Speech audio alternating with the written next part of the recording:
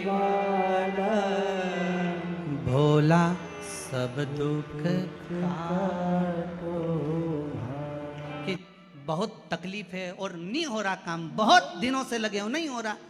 हरा मूंग ले जाओ, मूंग के दाने तो रहते हैं घर में, केवल 31 मूंग के दाने लेकर जाइए, 31 चावल के दाने लेकर जाइए और 31 ही बेलपत्र लेकर जाइए। जिस दिन सोमवार की अष्टमी हो, शंकर जी के मंदिर में जाओ, 3 चीज लेकर जाओ, मूंग के दाने, चावल, बेलपत्र। चावल जो 31 लेकर गए हो, अपनी कामना कर कर शंकर जी की देहली पर रख दो, चौखट पर, कहीं पर भी एकांत में उसको रख दिया। मूंग के जो दाने लेकर गए हो 31, वो नंदी के पास में, जो नंदी का पांव ऊंचा रहता है उस पांव के पास रख दीजिए।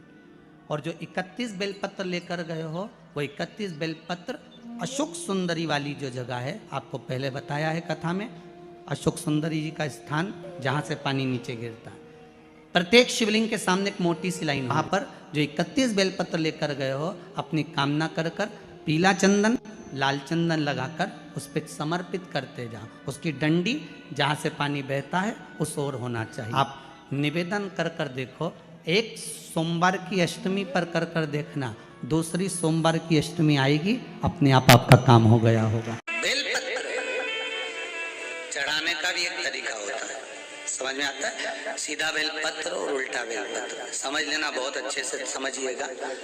शिव जी के सम्मुख में शंकर भगवान के शिवलिंग पर जब बेलपत्र चढ़ता है तो बेलपत्र का जो सीधा भाग होता है वो शिव जी के शिवलिंग पर होना चाहिए, उल्टा भाग ऊपर होना चाहिए। जब नंदीश्वर को बेलपत्र चढ़ाते हो, नंदी जो बाहर होता है उसको बेलपत्र चढ़ाते हो, तो नंदी को 2 जगह बेलपत्र चढ़ती है, आपको ध्यान में होगा।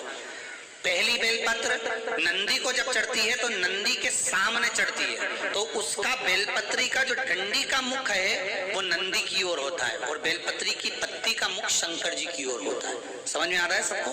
डंडी का मुख, जैसे नंदी ऐसे बैठा है तो डंडी का मुख नंदी की ओर होगा, पत्ती का मुख शिव के, और ये सीधी की सीधी नंदी के सामने नीचे रखा जाता है, नंदी के सामने। और एक बेलपत्र जब नंदी के ऊपर चढ़ती है तो डंडी का मुख शिव जी के ऊपर होता है और इस पत्ती का मुख नंदी के सिर पर नंदी की ओर होता है।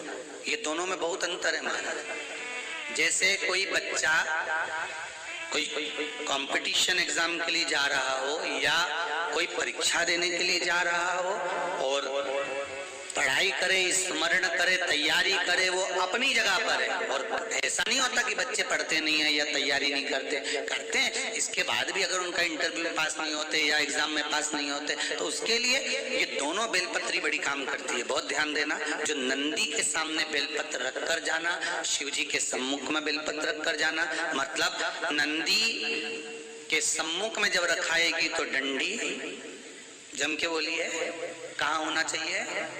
नंदी की ओर।